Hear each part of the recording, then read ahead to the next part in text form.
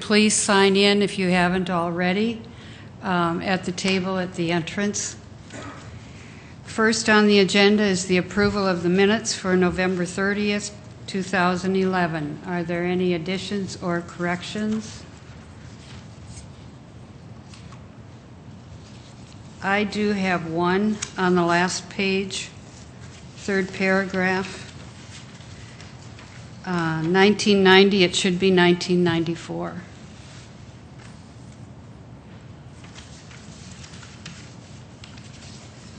Are there any other additions or corrections? Can I have a motion to approve? Motion to approve as corrected. Mr. Timian? Madam Chair, I would like to second that motion to approve our minutes with the correction that has just been added in Knutson. All in favor? Aye. Aye. Opposed? Motion carries. Okay, next on the agenda is public input. I want to welcome two of our current commissioners, Jameson and Aguilar, and a past Councilor Tam Baker. Is there any public input at this time?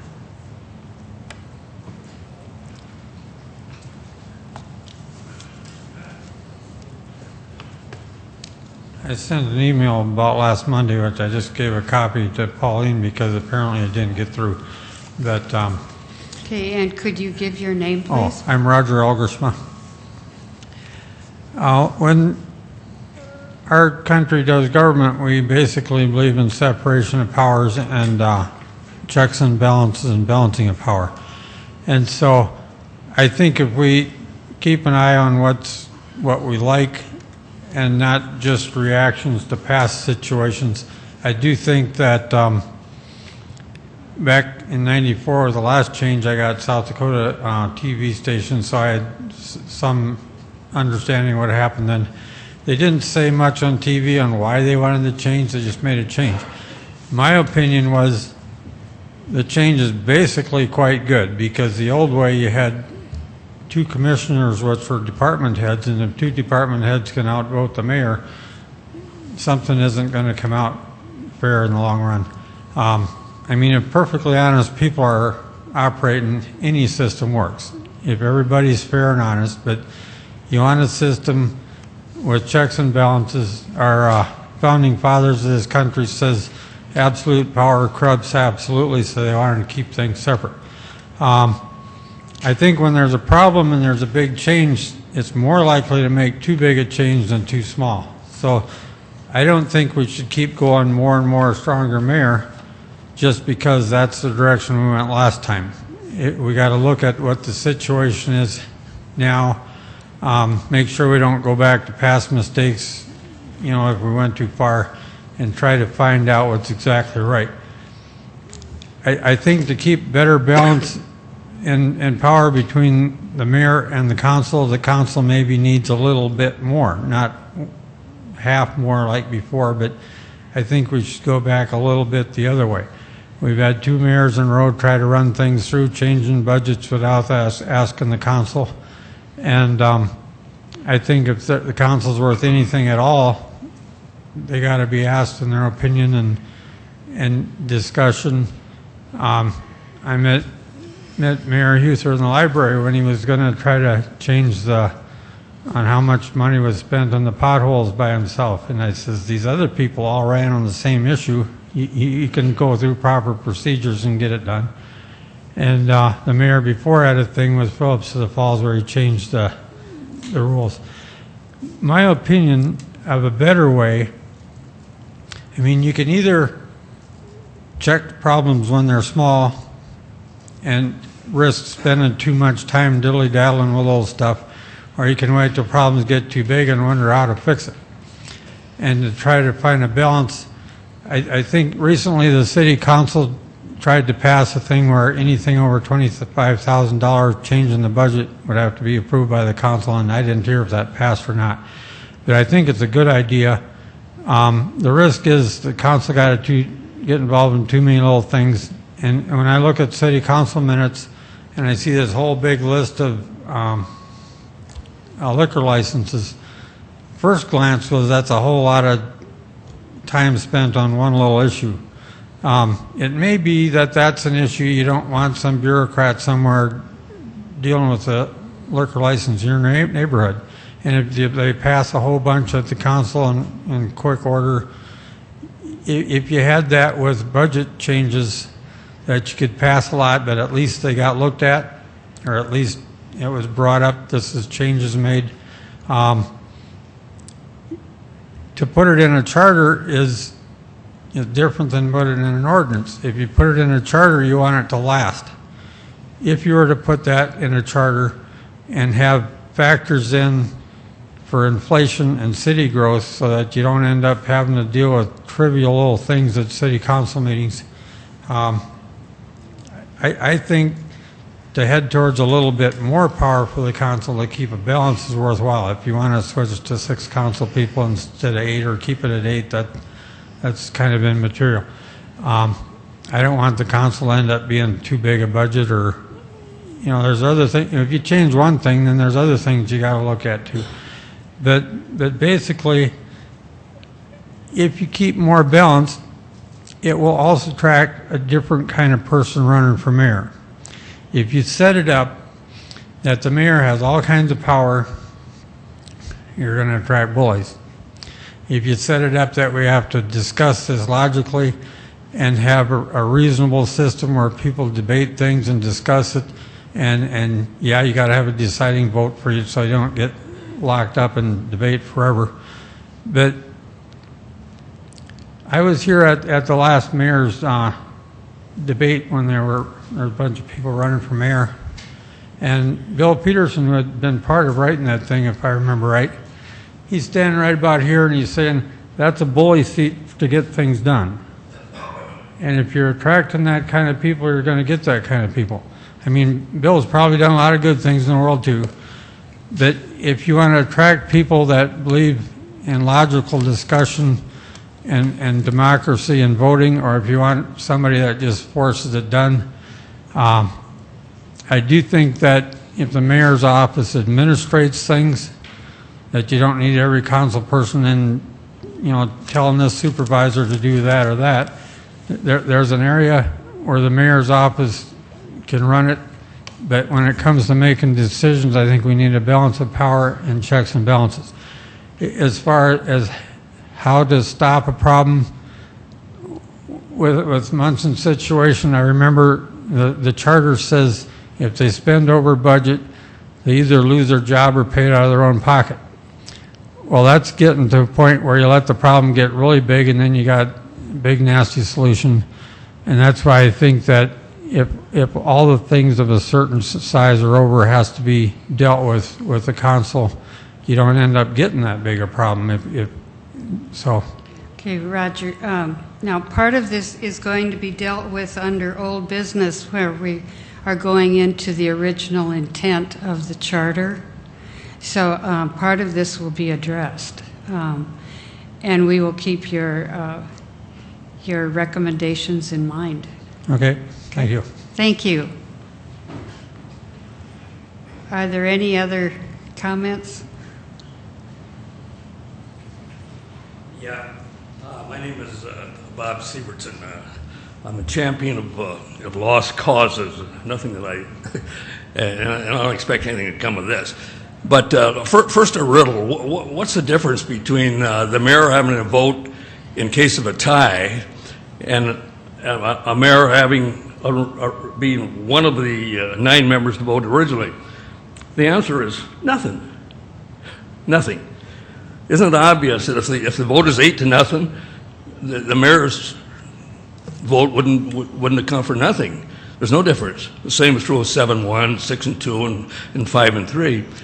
If it's 4-4, there's no difference either. If he had the vote originally, he probably has his vote constant. If anything, he presides at the meeting, and his vote has a little more weight than the rest of them because he votes last.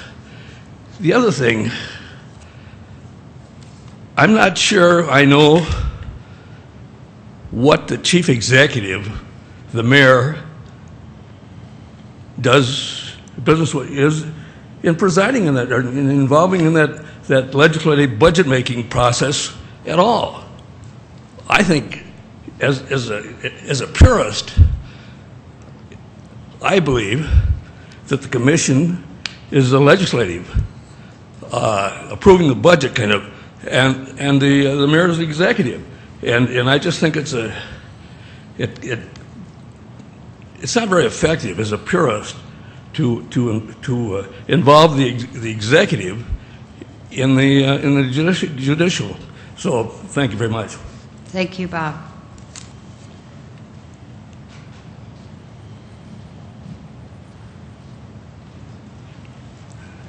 Hi, Greg Jamison, Sioux Falls City Council. Thanks for serving. I appreciate it. It's a lot of work. Just real quick, I wanted to add one part in the public input here.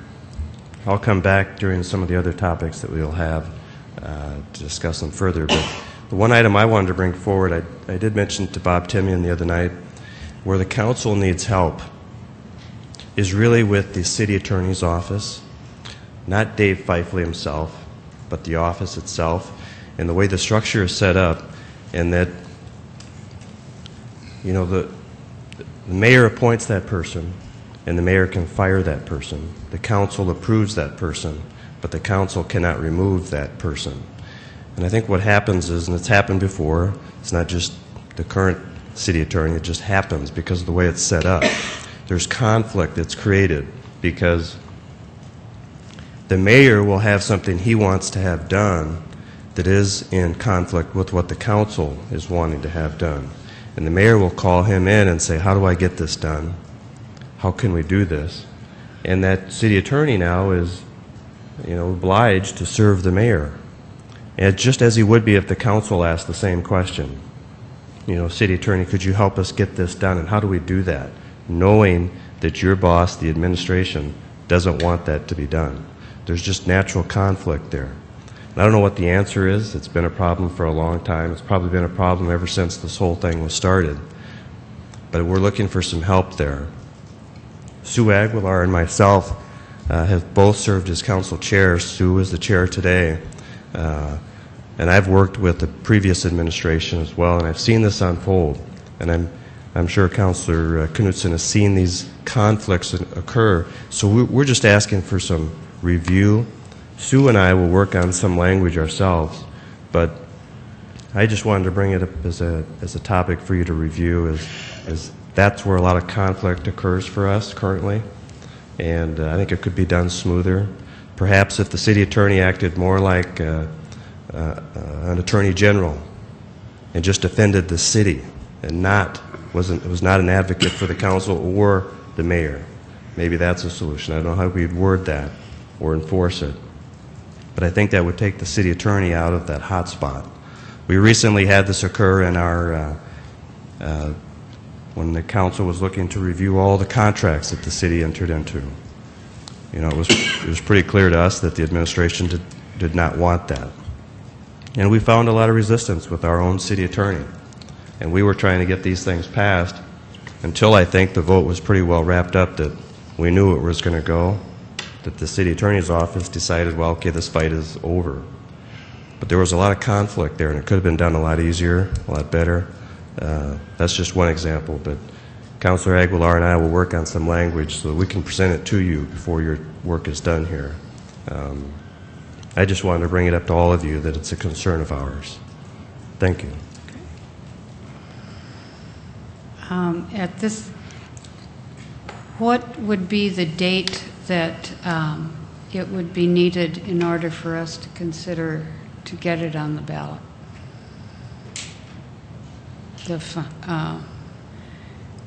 It had been mentioned December 31st, I believe. Is that the... Madam Chair, yeah, the commission has recommended that any submissions be submitted to you by December 31. By charter, you're required to submit a report to the council and the elections official within 60 to 120 days before an election. And I believe it's February 10th would be the absolute final date that you would need to present a report to the city clerk in order to have that Okay. placed on the April 2012 ballot. Okay, so December 31st. Okay. Any other public input? Okay, we'll go on to old business. And the first one is the proposal from Joe Kirby about a less involved city council. And when we did the change, when we began working on the change, we took public input, and it was very evident that they wanted a strong mayor, and to be like a CEO, and the council to be the legislative body or like a board of directors. And that's why it is in the charter that way.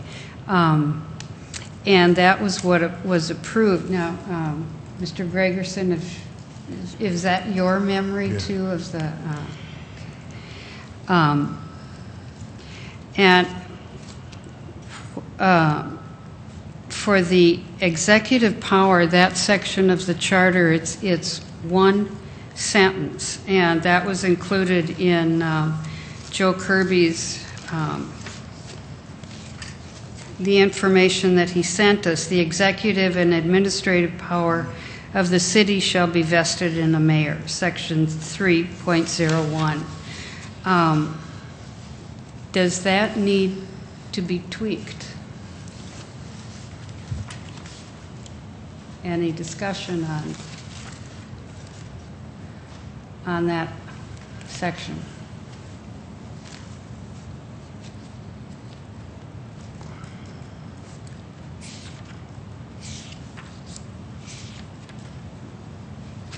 Or is it sufficient the way it is?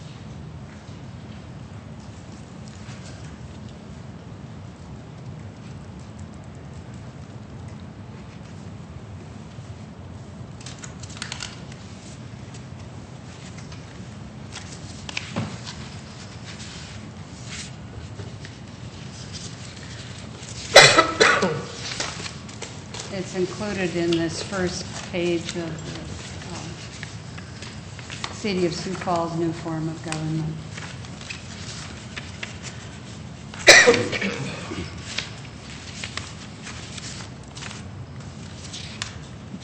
Which section were you talking about again? The 3.01 under mayor. The executive and administrative power of the city shall be vested in the mayor.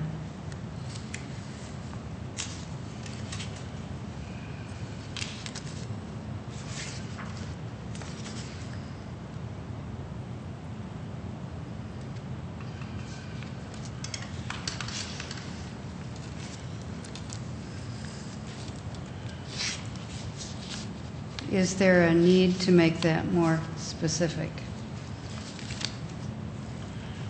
Here's my question. What problems has it created the way it is? I mean, is it a big issue? I mean, it seems to me, maybe that our city runs pretty well. And unless I'm missing something, I know, you know, what is the real issue? I mean, is there problems at every meeting, or is there continual problems that everyone's not realizing, or what's wrong with the way it is?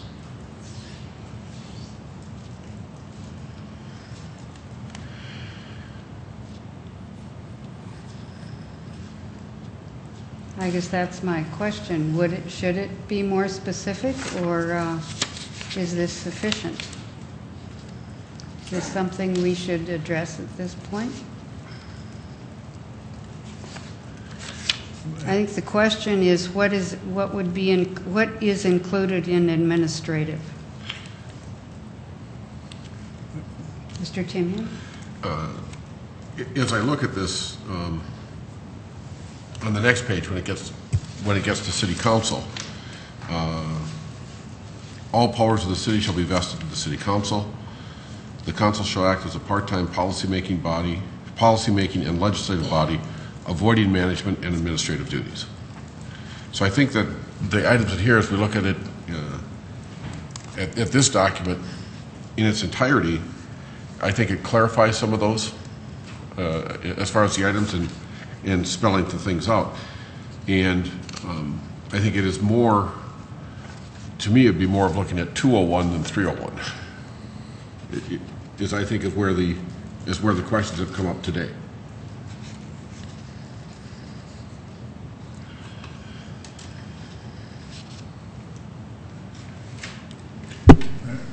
Mr. Gregerson? I think, in the law, there is the word executive and administrative have been interpreted a number of times, and so of course we have that source. But the one word that I'm not sure of is under the city council. What is policy? That's the word that is confusing to me. Is that the policy of the city, the policy of the commission, whatever?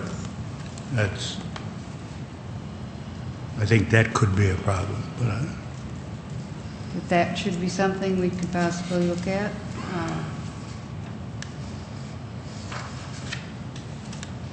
well, I don't know what, Madam Chairman, I don't know what that means. Policy. What policy? Dave, would you have any wisdom on that?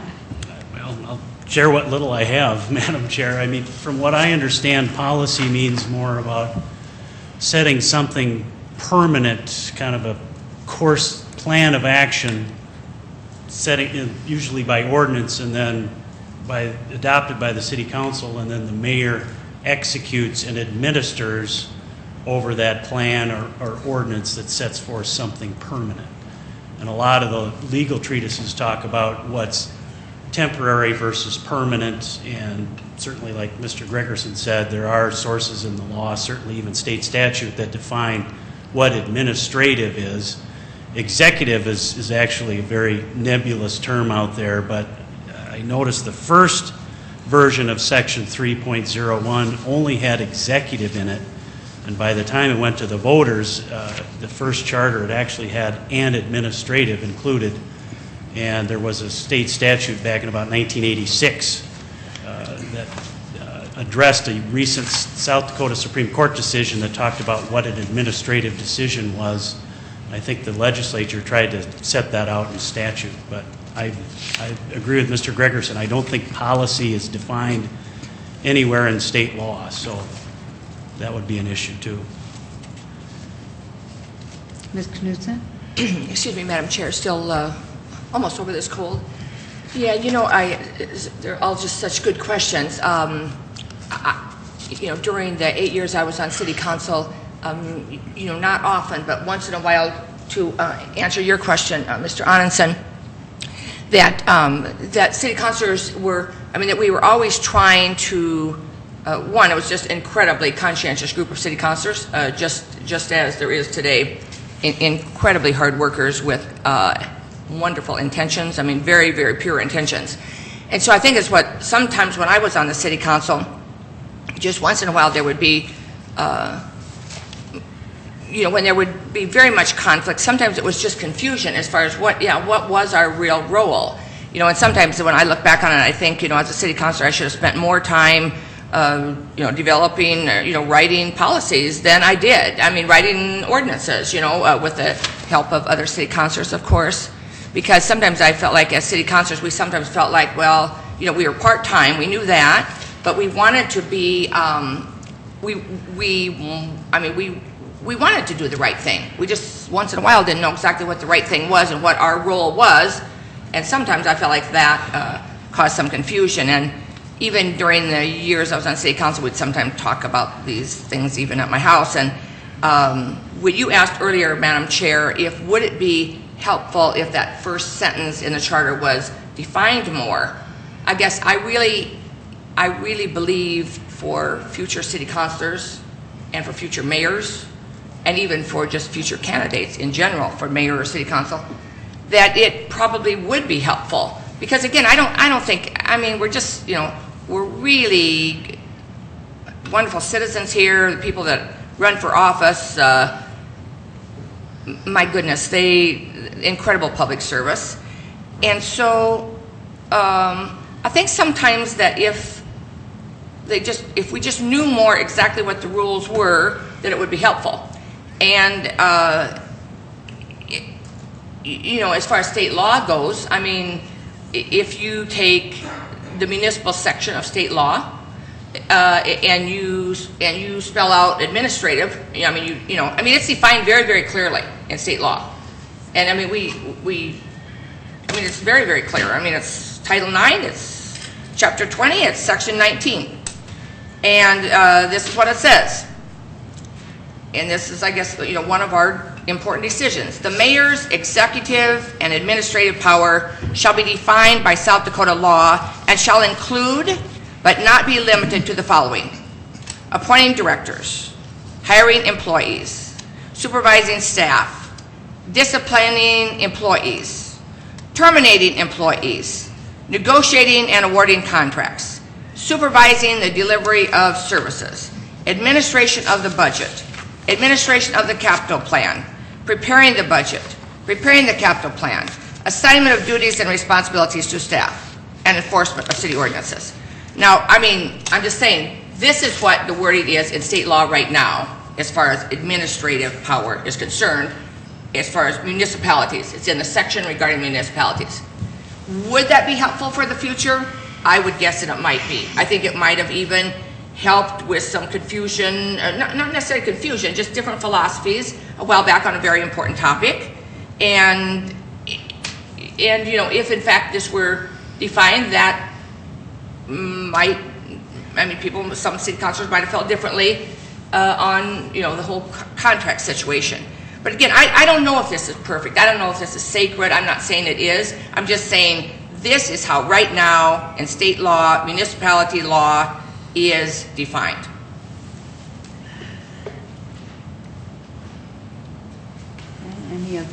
Any?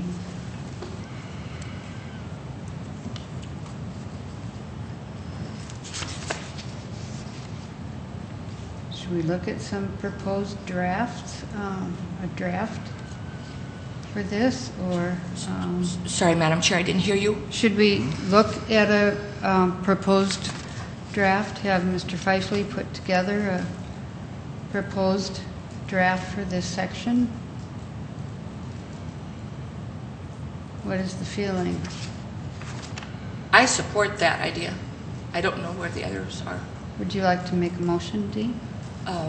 Madam Chair, I make a motion that for these further discussion purposes, that we add that language that I just read to you out of Title 9, Chapter 20, Section 19 of South Dakota Codified Law, and to add that immediately after the sentence that says Section 3.01, executive power, the executive and administrative power of the city shall be invested in mayor.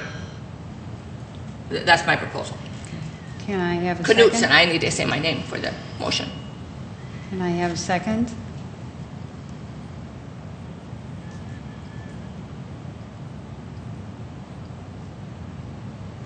Well, I will second that so that we can, Timian, so we can have a discussion on that. Okay, and discussion. Madam Chair. Yes, Mr. Gregerson.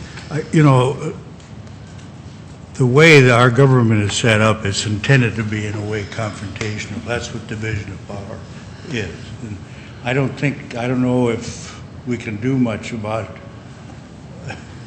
curing this, because that was the old form. The city council and the mayor were one and the same. I mean, we had, they all had the same duties, and so we decided we should set it up like the state set up the federal government, more separation of powers.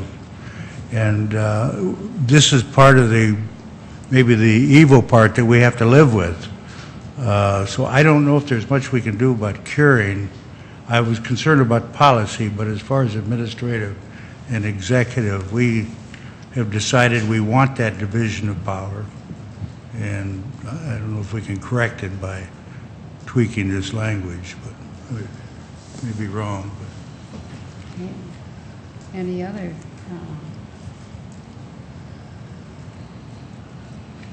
Madam Chair, first of all, if I was going to, I would rather, I wouldn't want to, I'd rather table this until there's, without this discussion today, and to look into it some more before we just take a vote on this today, myself. That'd be my view. Okay, if we would table it today, that would we be able to address it again in January? Madam Chair, if Yes. if you direct, Mr. Anderson, I think the thing was just to direct me to look at some language that the group could look at. I don't think it was asking for you to vote on the issue today on that language that Commissioner Knutson proposed. And I'd be happy to, for the January 4th meeting, look for a definition for policy that's out in the law, look for a concrete definition for administrative, and certainly Commissioner Knutson talked about it, present those to this commission at January 4th meeting in terms of what the law is defining it as, and then you could have more discussion at that point. Is that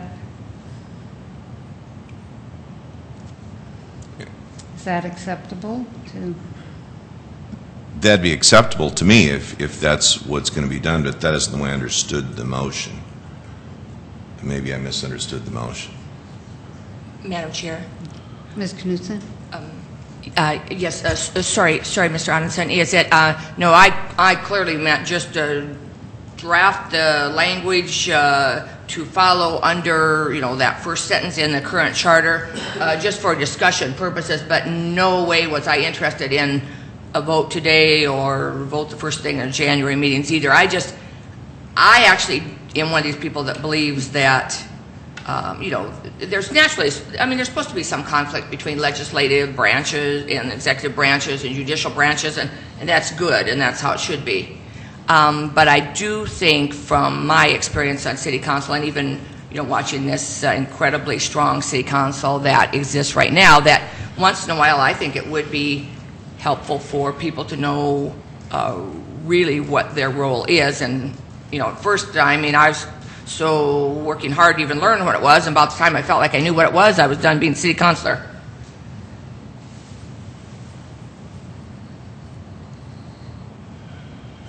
Okay, would you like to take a vote on this? You ready? So then, it's a clarification. The vote is to have a draft prepared. Have a draft prepared.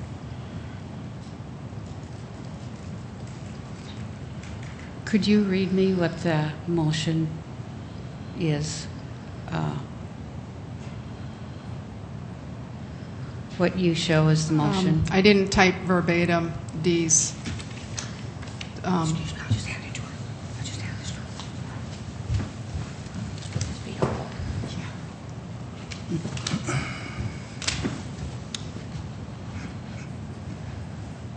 Ms. Knutson has made a motion that the following terminology be included after 3.01 executive power.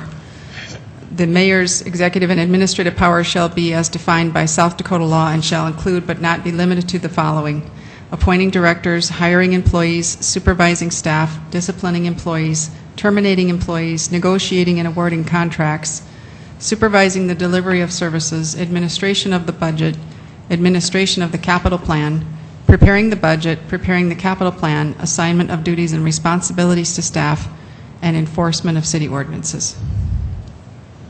Okay, would you like to amend that so that it is that he would prepare a draft? Yes, that is the, Madam Chair, that is the intention of my motion, is merely to propose a draft of this language for our commission to discuss more fully.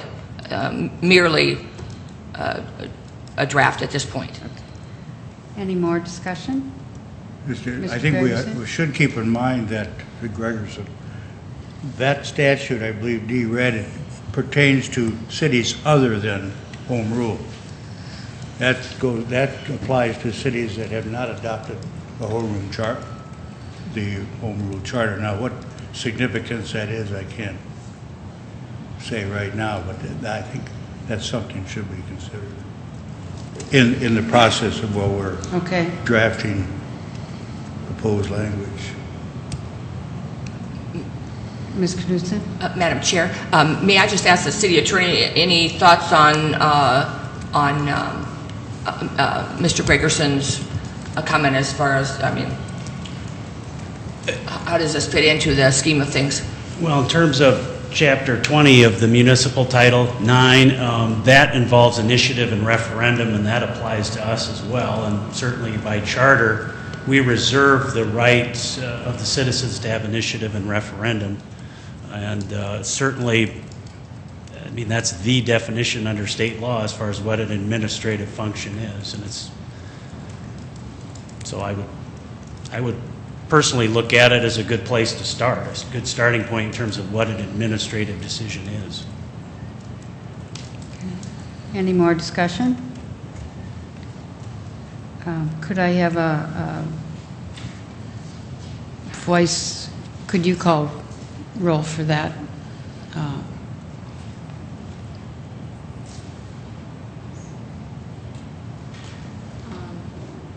Committee members Gregerson, Aye. Onneson, Aye.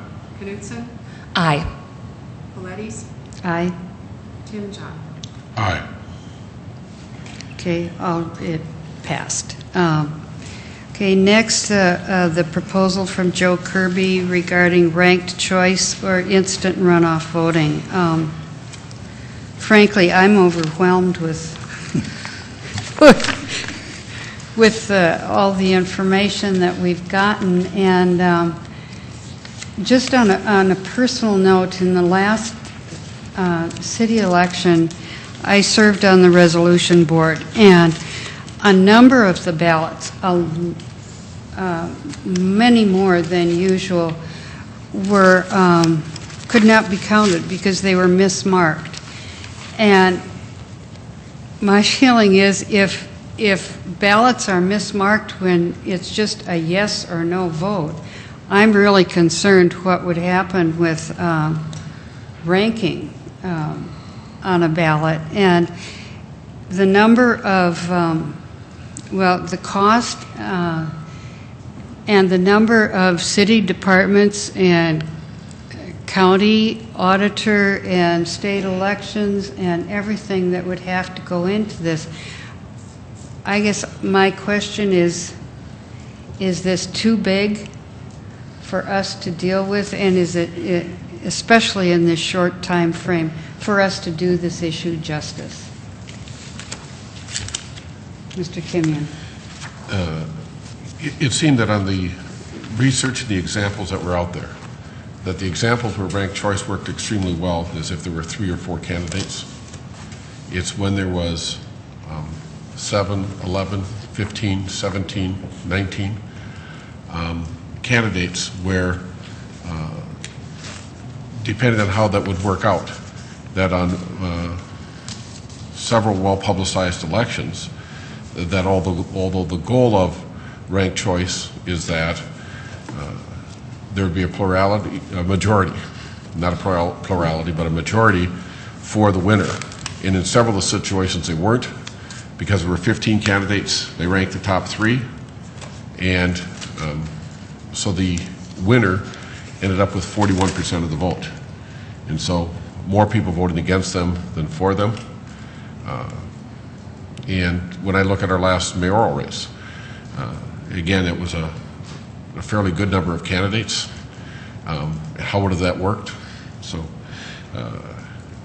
I'll have to say that when I saw the examples of 3 or 4, it looked a lot better than when I saw the realities of numerous candidates. Mm-hmm. Any other discussion? Ms. Knudsen? Madam Chair, well, I found the concept rather interesting. I appreciated Mr. Kirby bringing that forward to us, and I know it's only been a couple weeks since we last met, but I have been amazed at the overwhelming number of emails we've received from Mr. Riley against this idea. And in fact, I received another email right before I walked into this building from the same group. But anyway, I just haven't heard. I mean, I'm still willing to consider it, but I just haven't heard any. I mean, no one has stepped forward, or haven't received any emails from anyone saying, "Hey, Dee, this is really worth considering." I mean, so I was kind of wishing by now I would have heard a little bit more from the other side to help me balance this out a little bit, but I just haven't. So, Madam Chair, when I did my research on it and looked, it looked like there was a lot of issues and a lot of lawsuits that were involved after this was implemented in a lot of places. And then I looked at some of the cities that have done it and looked at how they were ran. And for one, the city of Minneapolis. And I read about it. And then you look at the city of Minneapolis, and I sent an email to everybody, look at their debt. The highest tax city in the United States. And I just looked at it and thought, in my business, I look at success stories. I don't look at places that have failed in items, and I appreciate Mr. Kirby bringing it forward, but I don't think it'd be a good thing for us to change it.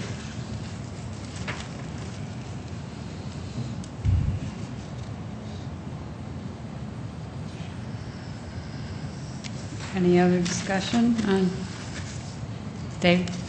Thank you, Madam Chair. The interim city clerk, Sue Roust, is unable to be here today, but I did talk with her about this proposal. And the initial pros and disadvantages that she was able to note was that it would certainly save the city some money regarding having to hold another election, that second runoff election. However, she did check with our election software provider, and we would need quite an upgrade or new software to be able to even implement this type of thing. And since Sue Roust at this point is an interim city clerk, and we're going to have a new elections officer in the near future, I think the discussion about possibly this needing some additional work and some additional review before this commission would adopt something like this, I think, is a worthwhile discussion. We did have Carrie also contact the election officers for Minneapolis and St. Paul, and I want to thank her publicly for all her work and background investigation on it. And it was rather clear in the discussions she had with those individuals that there's a whole host of questions that we need to answer first before we even get to the point of, are we ready to implement something like this? And I think it's something that's frankly way beyond the scope of what this commission could do, at least by the end of this January. You are serving 3-year terms, and we want to thank you again. And there would be time later, perhaps, to look into this further, and it just needs a lot more discussion, a lot more input. Once we have a permanent election officer in place again with the city, perhaps we could revisit it at that point. So.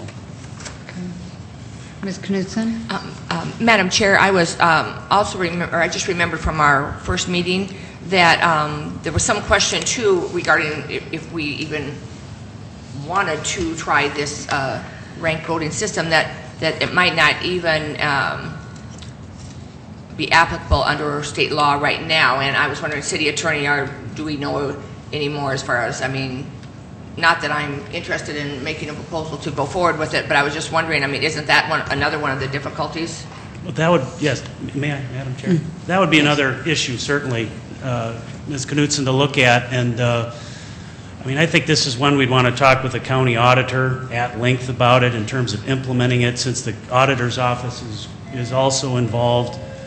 And certainly we'd want to talk to the Secretary of State and the Elections Board through the state. And just, there's so many questions that are beyond the scope of what this group can do in the near future that I'm ex officio, but I would suggest tabling it as well for the time being. Dee? Madam Chair, I make a motion to table the concept of ranked voting at this time anyway. Knutson. Okay. Can I have a second? Second, Gregerson. Okay, any discussion? All in favor? Aye. Opposed? Motion carries. It is tabled.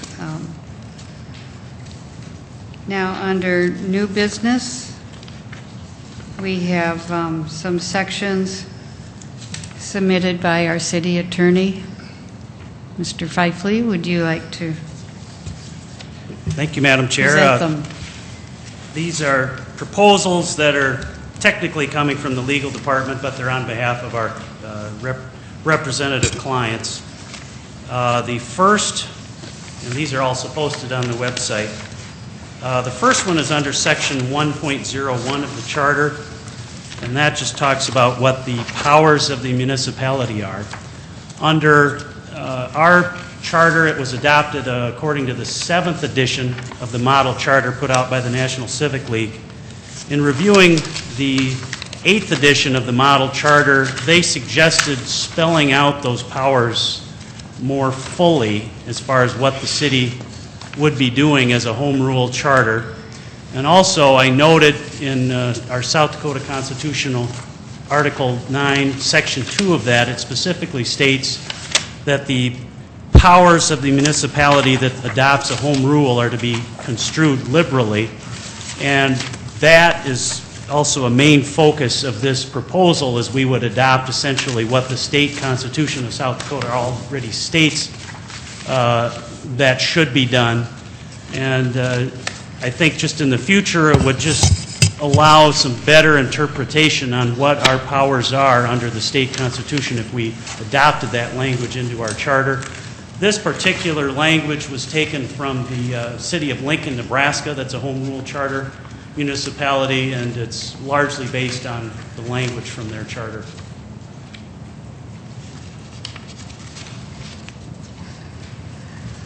Any questions on section 1.01? Dee? Madam Chair, would it be helpful for you or someone to read that out loud for the people watching our meeting on Channel 16, and also for our listening audience if they do not have a copy of this in front of them? And maybe they all do, but Channel 16 viewers wouldn't. Okay. That's fine. Madam Chair, I'd be happy to read it if you Thank want. you. Okay. Here's the proposal, section 1.01, powers of the city. The city shall have the right and power to exercise all municipal powers, functions, rights, privileges, and immunities of every name and nature whatsoever that it is possible for it to have at the present and in the future under the Constitution of the State of South Dakota, except as prohibited by the state constitution or restricted by this charter, and to exercise any powers which may be implied thereby, incidental thereto, or appropriate to the exercise of such powers, as though they were specifically enumerated in this charter. The city shall also have the right and power to exercise all municipal powers, functions, rights, privileges, and immunities of every name and nature whatsoever that now are or hereafter may be granted by the laws of the state of South Dakota to all cities or applicable to cities of the first class, provided that such laws are not inconsistent with this charter. The city shall have the right and power to make such ordinances, bylaws, rules, and regulations, except as prohibited by the state constitution or restricted by this charter, as may be necessary or expedient for maintaining the peace, good government, and welfare of the city, its trade, commerce, and manufacturing, and preserving order, securing persons or property from violence, danger, and destruction, for protecting public and private property, for promoting the public health, safety, convenience, comfort, morals, and general interests and welfare of the inhabitants of the city, and to enforce all such ordinances by providing for the fine or imprisonment, or both the fine and imprisonment of those convicted of violations thereof. All powers shall be exercised in the manner prescribed in this charter, or if not prescribed herein, in such manner as shall be provided by ordinance. Notwithstanding any other provisions of this charter, all powers may now and in the future be exercised outside the limits of the city to the extent permitted by the law. The powers of the city under this charter shall be construed liberally in favor of the city, and the specific mention of particular powers in this charter shall not be construed as limiting in any way the general power granted in this article. Okay, are there any questions, comments?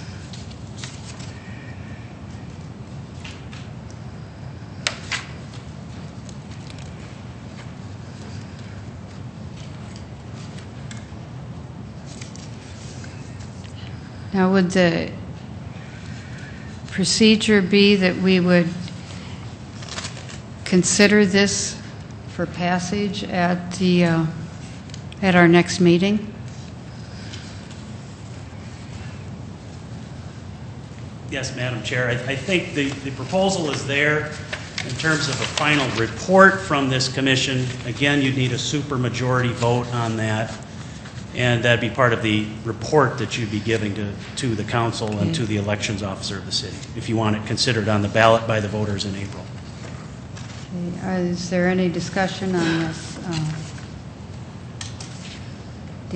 Madam Chair, just a question, City Attorney. So, sorry, I got confused for a second. Is what you just read to us, and thank you for sharing that for the listening public. I know that's lengthy, but I still think it's helpful for people who are trying to follow city government more, for us to help them along more. And so, what you just read to us was just what you are suggesting for Section 1.01, right? Not the other proposals, correct? Right. I've only read the proposal on 1.01. So thank you. I thought that was right, and then I started to second guess myself a moment. Okay, thank you. Okay, and the second one, section, Ms. Knutson, did you have something? Okay. Are there any other comments on that section? Okay, the next section is 2.11, procedure. Thank you, Madam Chair. This is not a substantive change in any manner. It's only a technical change. When the charter was adopted back about 16 years ago, the more common vernacular was to call minutes a journal. And what it did is it just kept track of the votes of the city council. And state law now refers to minutes rather than a journal. And it's just the more common vernacular today is to call it the minutes, where we reflect the votes of the city council, et cetera. And I think it would just avoid a lot of confusion if we changed the vernacular in the charter from journal to minutes, which are kept now. And I did notice I forgot in the submission under 2.11 subpart B, I forgot to take out journal and put in minutes on the title section of that subsection. So I apologize for that.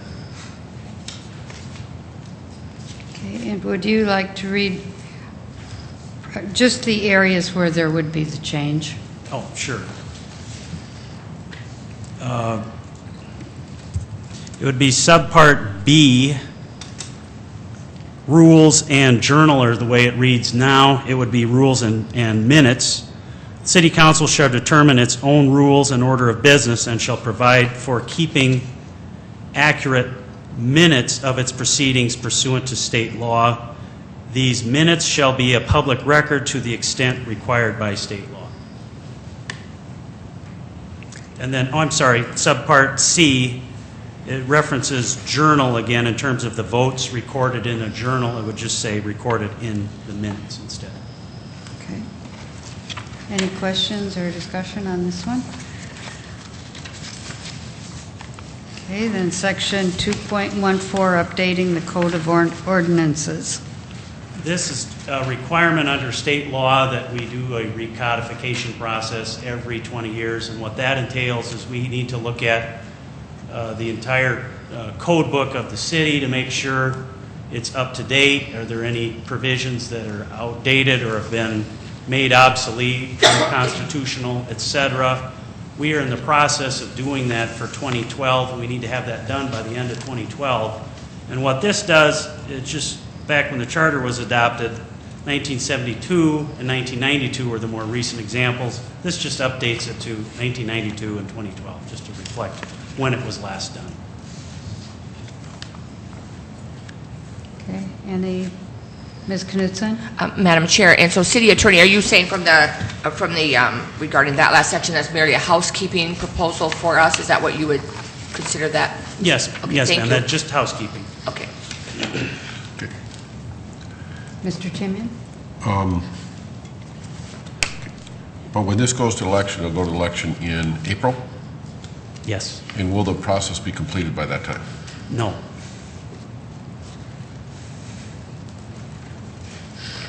Close. That just seems that it has, it was updated in 2012 and versus is being updated. And I'm just wondering if would there be difficulty if the 2012 change came through in 13? What we're doing right now is we've actually had all the departments and the city clerk's office, we're already going through the process, Mr. Timian, and we're going to have final drafts of proposals ready for the council by the end of this calendar year, actually. And so it will be going to the council by, to the Public Services Committee by early next year. Okay, so by April of 12, it could very well be that this process will be complete. Close, but no cigar yet. Thank you. Okay, and then Section 7.01, Conflicts of Interest, Board of Ethics. This proposal is on behalf of several clients. I'm the legal advisor to the Board of Ethics, and this is a proposal that has been encouraged and supported by them, as well as I've talked to several members of the City Council and the mayor, and everyone is in support of this particular proposal. And what it would do is it would allow an independent citizen board, which is the Board of Ethics, to hear any complaints regarding a current elected official and the elections ordinances under Chapter 14 of the revised ordinances of the City of Sioux Falls. Currently, the ordinances under Chapter 14 place that responsibility with the city attorney to essentially police for any of those violations. As recent media accounts would indicate, there were some issues regarding my office's ability to police those types of things with current elected officials. And I think it's certainly something that the Board of Ethics supports, recommends, and several council members have also indicated to me their support of it. I think it would just allow for an independent body to overlook those possible election law violations on behalf of the city. Okay. Any questions? Discussion? Madam Chair. Yes. The actual language is in subpart B, where it lists what the City Council can empower the Board of Ethics to do, and it would just add Section 6.01, subpart C of the Charter for current elected officials. And that is the elections section under the Charter where the council is allowed to adopt ordinances regarding the conduct of city elections. So this would then need some additional revision by the council as far as the ordinances themselves, in particular I believe it's 14-67 or 85, I can't remember which one it is off the top of my head, that charges the city attorney with policing those violations. And it would just make it so that with the council revising that particular ordinance, it would allow the Board of Ethics to hear these types of complaints. Okay. Ms. Knutson? Madam Chair, is it, City Attorney, regarding the last proposal that you just mentioned, is that, again, that sounds very logical to me, that more independent policing there, and I was just curious, definitely not looking for names, but since City Council I was on spent, a couple of years trying to tweak and improve and I guess just improve the Board of Ethics ordinances, and we spent an incredible amount of time on it, and then, soon afterwards, the new city council will start working on it more again, which is just fine. But anyway, it just is such an area that's so hard to, I guess for us to get our hands around. But I was just curious, from the city councilors, the present ones that you visited with recently, are there any at this point that have indicated any distaste, unlike, they do not care for this idea, since they've spent so much time on Board of Ethics recently, too? Mr. Pfeiffer? I have not heard any opposition to it, Commissioner. And in fact, the Public Services Committee will be taking up the Board of Ethics ordinances at its January 9th meeting, and it's going to be, from what I understand from Chairman Anderson of that committee, that he'll be extending an invitation to the Board of Ethics to also attend that meeting, and they will be reviewing several proposals regarding the Board of Ethics, and certainly with this, reviewing it further, it appears that this change would need to happen in charter to allow those other changes that are going to be discussed in early January. Okay. Any other questions? Comments on? Okay, so we will be considering these our next meeting. Are there any other potential, other than the one that Councilor Jamison brought up, any other potential ones from the city?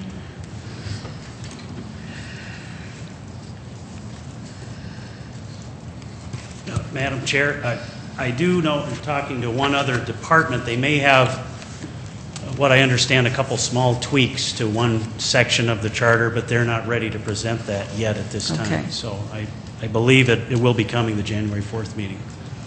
Okay, in that case, Ms. Knutson? Just question, Madam Chair. I am just fine. I was wondering, did you need a motion on us moving this proposal to the January meeting or not? I don't care. I just didn't know. Yes, I will take one. Okay, Madam Chair, I would like to make a motion that the proposals that the city attorney just presented to us regarding section 1.01, section 0.21, section 2.14, section 7.01B be referred to our next meeting for further discussion and decision eventually. Knutson. And do I have a second? Second, Kimian. Okay. Any discussion? All in favor? Aye. Aye. Opposed? Motion carries. I will now entertain a motion to... Sorry, Madam Chair. You know what? I thought of something at the end of last meeting, and I meant to mention at the beginning of this meeting. I was just wondering, not for the very informed audience that we have with us today or last time either, but for the listening public and for people that watch our Charter Revision Commission even via the computer, I was wondering if it would just be a helpful reminder if you would share with them where they can find a copy of our charter, so that if they don't deal with this every week like a city councilor or former city councilor or whatever, that they would be able to figure out what are we revising or suggesting that we revise. Okay, could you give the specifics, please? Thank you. It's under siouxfalls.org. On the left column, you can look at either under the city clerk's office or the city attorney's office, and I believe it may be under the mayor's office as well. You can click on Code of Ordinances, and when you click on that, it will show the charter, and the charter line with the blue text, you can click right on that. It's a link to look at the charter itself. And then it also has all the city ordinances as well. So there's several avenues that you can get through siouxfalls.org to look at the charter or any of the ordinances too. Thank you. Councilor Jamison?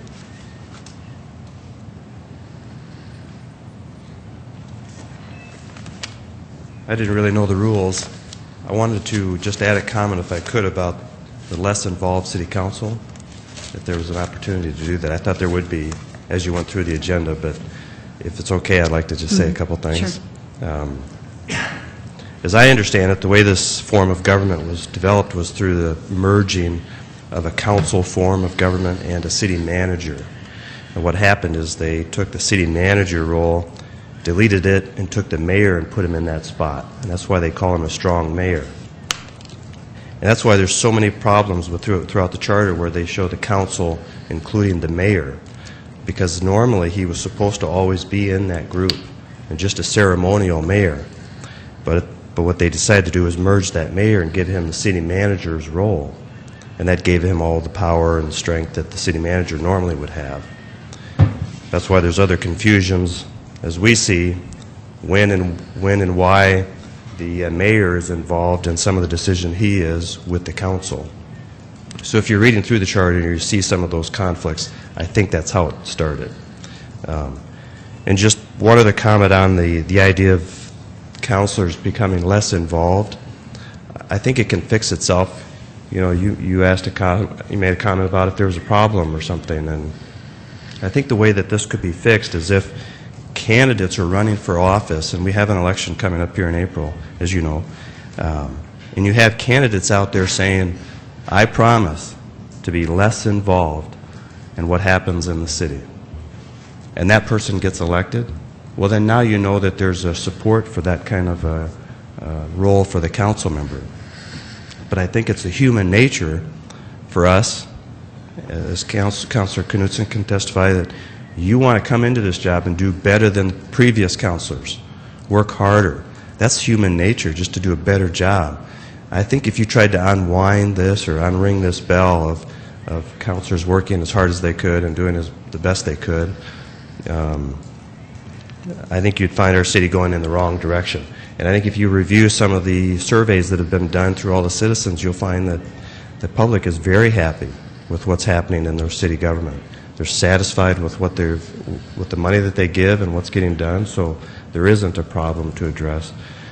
I think most of us understand the separation of the administration and the policymakers and our role as council members. Yes, there's conflict, and hopefully it's generally constructive conflict, but just a couple thoughts. I just wanted to add those. Next time, if there's more, I'll address it more in public input versus waiting. I just thought there would be a chance, so okay. I apologize for last-minute thoughts. Thank you. Okay. I'll entertain a motion to adjourn.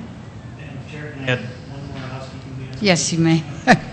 We did receive quite a number of submissions from the public regarding the instant voter runoff issue, and they were posting on there quite a number of articles that they were finding across the web. And while we'd love to have the information that really helps our review of it, it could really tax our computer system, as well as we don't want to put on there some copyrighted items. So I would suggest in the future that we require that any submissions that are, say, going from newspaper articles and so forth, that they merely post on a link for the person to go to that site themselves, so we're not reproducing it on our website and getting into any trouble.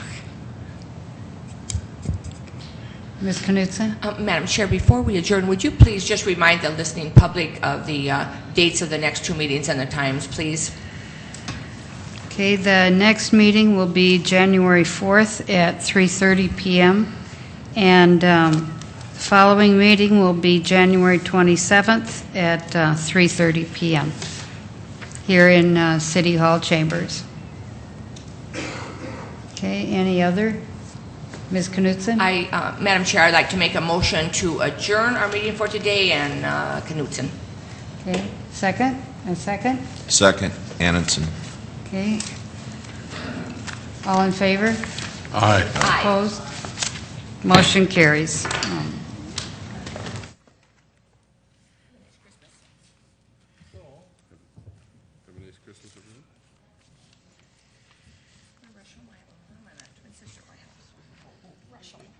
Take dinner.